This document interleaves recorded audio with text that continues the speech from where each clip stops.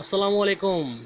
आज हम आपको बताएंगे डायोड, जिनको रेक्टिफायर भी कहते हैं, ये कितनी किस्म के होते हैं और किस तरह काम करते हैं। वीडियो देखने से पहले मेरा चैनल सब्सक्राइब करें, वीडियो को शेयर करें, लाइक करें।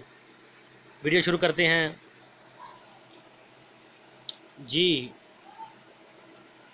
ये डायोड ऐसे होता है कि इसका एक हिस्सा प्लस होता है और इस एक हिस्सा माइनस होता है। ये जो आप ब्लैक रंग का देख रहे हैं इसको प्लस कहते हैं।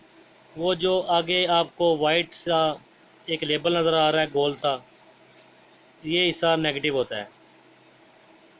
और ये कितनी किस्म के होते हैं ये आपको बताते हैं जनाब। एक डायोड ये होता है, इसको कहते हैं ब्रिज। ये ब्रिज बना हुआ है। इसके आप सामने देख रहे हैं दरमियान वाले दोनों पॉइंट जो हैं वो AC वोल्ट उन पर लगाते हैं, और वो एक साइड पे प्लस और एक साइड पे माइनस वोल्ट जो है वो